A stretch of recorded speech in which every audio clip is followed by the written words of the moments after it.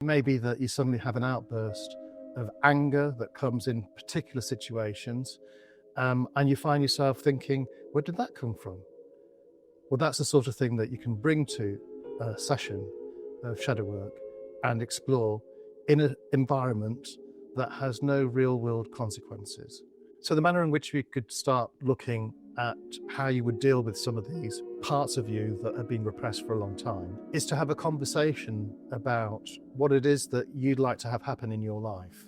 In doing that, you can start exploring in the conversation with myself as a practitioner and see how those parts or situations materialize in your life. Is it with particular people?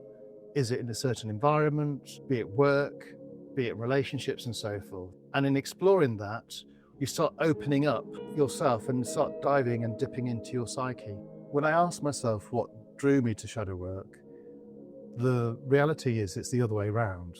It's shadow work drew me to it, in that it's the one thing in all the work that I've been doing with adults that have experienced trauma in their childhood, that it seemed to create change in their life, change in that they were no longer a victim of their circumstances in their past. And they were able to use that as a foundation to springboard into something new parts of themselves that they could actually explore safely because that trauma was no longer happening.